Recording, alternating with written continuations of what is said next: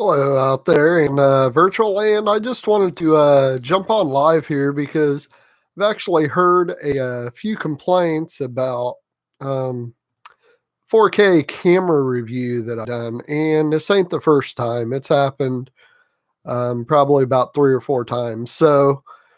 And that's actually just in the last month. So it's happened several times, and I just wanted to clarify that way nobody feels like anything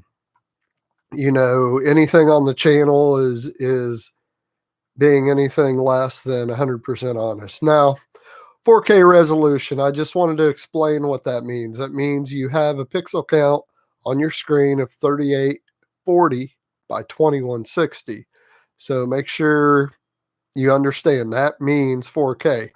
Now, you have a thing called pixel density, which is the thing that's been brought up probably 2 or 3 of the times out of this last month. And some of the comments got kind of nasty. I ended up having to delete those comments, and they were held by YouTube anyway. And I am doing something else while I'm doing this. So anyhow, the point is that pixel density, quality, and 4K are not actually the same thing. Now, your pixel density or your PPI, pixels per inch, on different devices, they're actually different. So if you have a television that they expect you to be about, 8 or 10 feet away, they put a lot lower PPI, pixels per inch. They put a lot lower pixel density on that because you can't see the the pixels in between. So there's no reason then, say, a TV might be 70 ppi, pixels per inch, because you're going to be average of 8 to 10 feet away anyway. Now, your cell phones, which are really popular these days, gaming is really popular, so your monitors are included with those cell phones. Those newer devices have a lot higher PPI or pixel density, which makes a lot more clear, a lot more sharper image as well. And it's just a lot more detailed.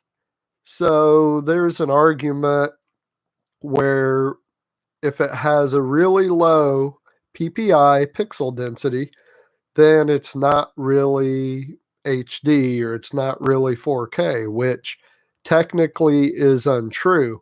So make sure you do educate yourself a little bit on PPI or pixel density.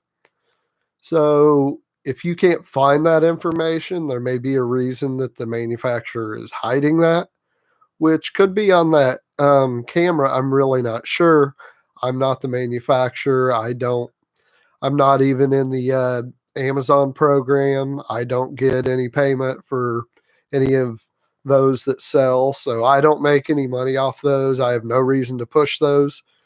There was a time that I was trying out that Amazon program, and I decided to go away from that for that reason because I wanted to concentrate on the channel and not have to worry about somebody wanting a 5-star review, because I just don't care. I'm not going to do that.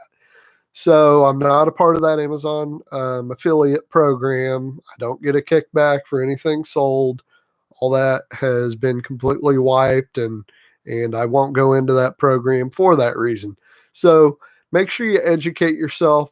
4K is, I believe it's 32, what is it? 3840 by 2160 is your pixel count. And that's your resolution across the screen.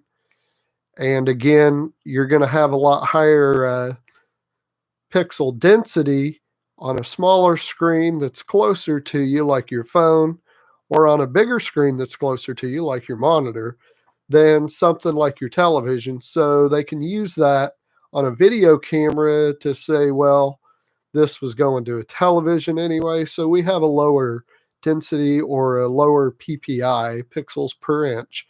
We have a lower PPI because we expected this camera to go onto a television 10 feet away. So just make sure you educate yourself that 4K, 1080, 720, 480, and so on doesn't necessarily isn't the sole factor in your quality. And I just wanted to get that across. Like I said, I've had a few people that were upset about that. I don't go into pixel density or technicalities because most people wouldn't understand what that meant anyway. And I suppose I could do that. But that is why I do include the footage, the sample footage from any kind of video camera on the channel. I make sure I try and include, I did it on the 4K GoPro camera. It was a knockoff GoPro. Somebody was making some of those, and I tested one of those, and I wanted to check it out for myself. I actually found professional use for those because they're so light. They're easy to use. But anyway, the 4K action camera that I did just a month or so ago, I had footage with that. I added it with the 4K camera, the 2.7K. There was some 1080 cams, HDs that I put sample footage. And I do that so that you can see it yourself. And when I upload those, I upload everything in 1920 by 1080 or 1080p high definition.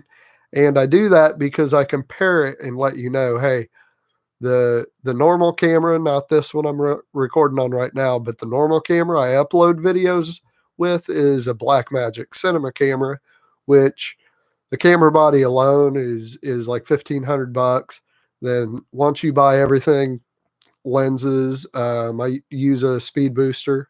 Once you buy everything to go with it, and then you add in the sound equipment that I use, it's like $3,000. And that 4K camera that I did a review on, $130, I think. So there is going to be quite a bit of difference. So make sure you, make sure you educate yourself a little bit if you're going to actually make a purchase, if you have some higher expectations. Here on YouTube, there ain't a whole lot of expectations. You don't want to have really low quality where they can't see anything.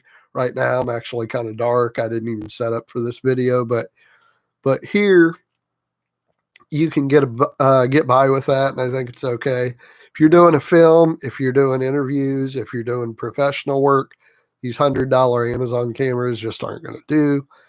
If they're $130, I don't think you should really expect a $3,000, sound and picture. You're probably looking in the wrong place. So I just wanted to run that across. I do got a video I'm actually doing tonight with the Blackmagic, and that's going to be on that Fine mic that they compare to the Blue Yeti. So that'll be coming up after this. Thanks. Make sure you subscribe if you haven't, and hit us a like. Appreciate all the support. See ya.